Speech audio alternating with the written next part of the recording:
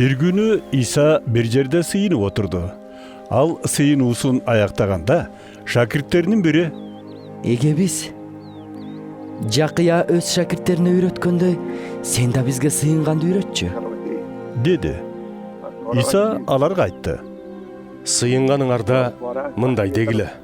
О, Кудай Ата, сенин атың урматталсын. Сенин падышачылыгың келсин. Күнүмдүк наныбызды күн сайын бере көр. Бизге жамандык кылгандардын баарынын күнөөлөрүн кечиргенибиздей, сен да биздин күнөөлөрүбүздү кечир. Бизди азгырыкка кирип кетүүдөн сакта. İsa сөзүн улап, дагы мындай dedi. Бирөөңөрдүн досуңар бар болсун дейли. Түн ортосунда досуна барып: "Досум, карызга 3 нан берип турчу. Сапардагы досум келип калып, алдына коерго эч нерсем жок болуп жатат" дейт.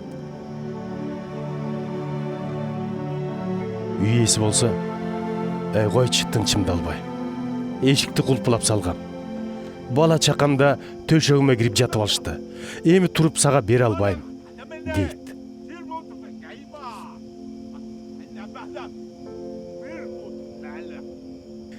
Силерге айтам, үй ээси доссулук үчүн бербесе да, өтүнө берип, тажаткандыгынан улам туруп, канча сураса ошончо берет. Ошондуктан силерге айтып коеюн, сурагыла, ошондо силерге берилет. Издегиле, ошондо табасыңар. Тыкылдаткыла, ошондо силерге эшик ачылат. Анткени ар бир сураган алат, издеген табат, тыкылдатканга ачылат. Араңардагы баласы балык сураса, жылаан берген ата барбы? Жумуртка сураса, чаян кармата салганчы? Ошентип, силер жаман болсоңор да, балдарыңарга жакшы нерселерди бергенди билесиңер.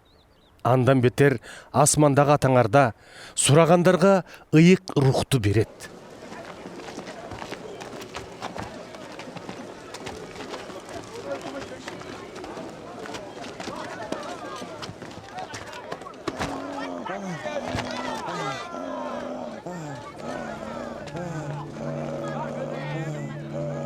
Bir жолу İsa bir адамды дудук кылып койгон жинди андан кууп чыкты.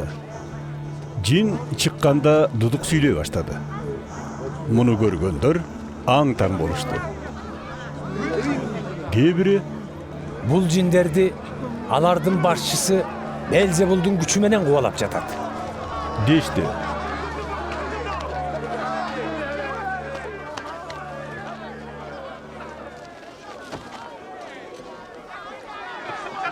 Кээ бири сынап, асмандан кереметтүү жишан көрсөтүүсүн талап кылышты. Мындай ойлорун билген İsa аларга айтты: Ичинен бөлүнүп жарылган мамлекет кыйрайт. Ыркы кеткен үй бүлө соо калбайт. Эгер шайтанда өзүнө өзү каршы чыгып, ичинен бөлүнүп жарылса, анын падышачылыгы кантип соо калат. А силер болсо, Белзебулдун күчү менен жиндерди кубалап жатат дейсиңер.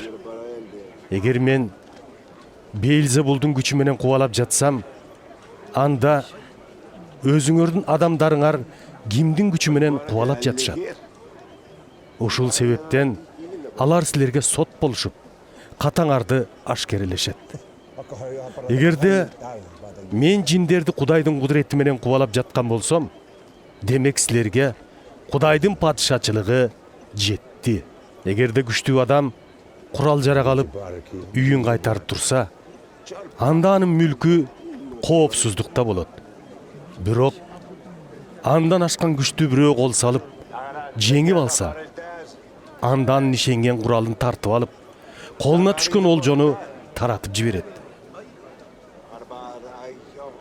Ким мен тарапта болбосо, ал мага каршы. Ким мени менен бирге чыйнабаса, ал чачат. Адамдан чыккандан кийин кара күч эс ала турган жай издеп, суусуз жерлерди кезет.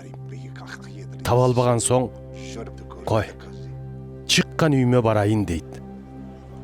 Келип өзүнүн чыккан жеринин шыпырылып тазаланганын көрөт да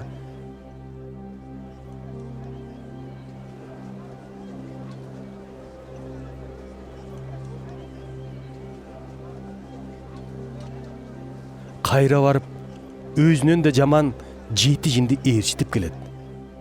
Анан баягы адамга кайра кирип жашай баштайт. Ошондо бул адамга мурдагыдан да оор болот. Иса сүйлөп жатканда эл арасынан бир аял мындай деп кыйкырып жиберди. Сени курсагына көтөрүп, эмчегин эмизген эне кандай бактылуу.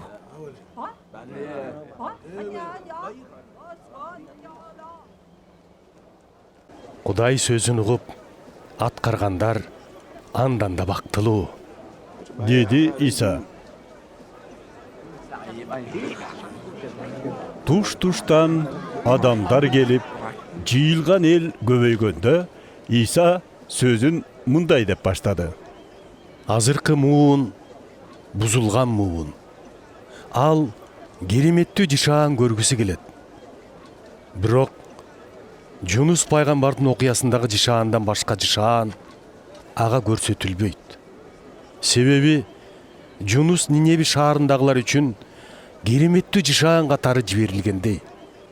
Адам уулу да бул муун үчүн кереметтүү жышаан болот. Түштүк канышазы да тирилип, ушул муунду айыпка жыгат. Анткени ал Сулаймандын акылман сөзүн угуп кетейин деп дүйнөнүн аркы четинен келген. А бул жерде болсо Сулаймандан да улуу бирөө турат. Ниневиликтер кыямат кайымда ушул муун менен бирге кайра тирилип, аны айыпка жыгат. Анткени алар Жунустун сөзүн угуп, ниеттерин өзгөртүшкөн. А бул жерде болсо Жунустан да улуу бирөө турат. Эч ким шамды күйгүзүп туруп, жашыруун жерге же идиштин алдына катып койбойт. Тескерисинче, киргендерге жарыгын чачсын деп шамдалга коет. Адамдын көзү анын чырагы.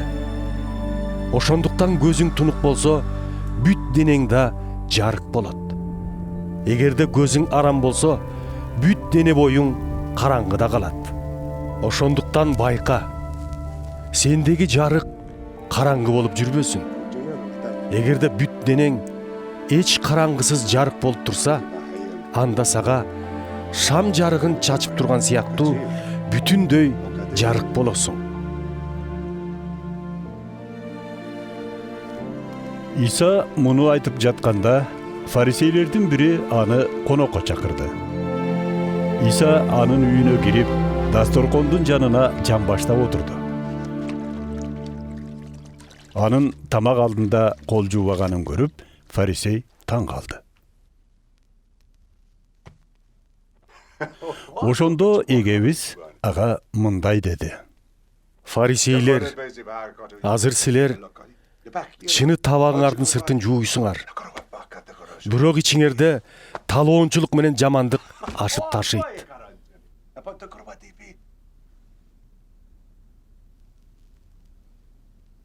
Акылсыздар, сыртын жараткан Кудай ичинде жараткан эмеспи?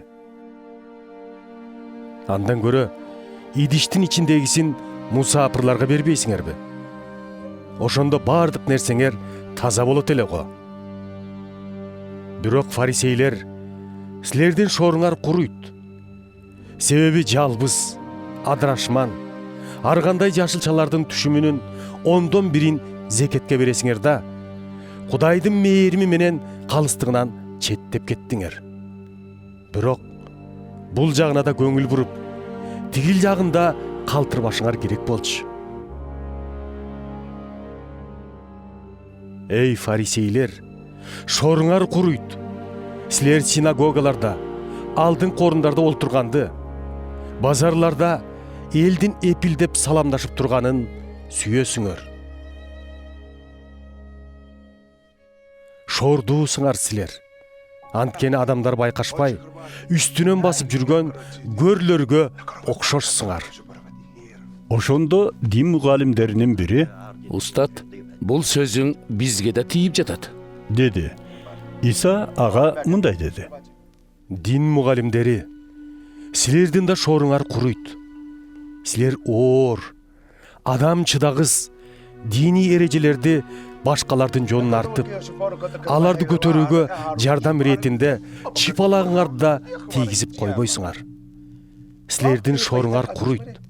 Себеби аталарыңар өлтүргөн пайгамбарларга күмбөз куруп, алардын кылгандарын туура деп эсептеп, ал тургай ошого макул экениңерди көрсөтүп жатасыңар.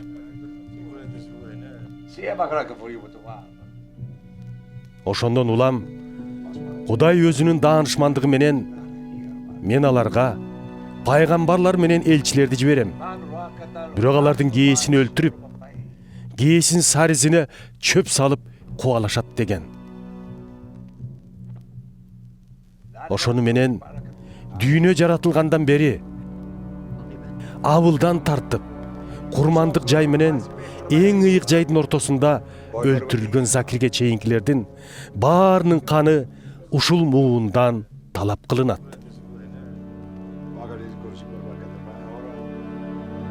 Дин мугалимдери, силердин шоруңар куруйт. Силер билимдин ачкычын колуңарга алып, өзүңөр да кирбей, кирейин дегендерге да бут тосуп келгенсиңер.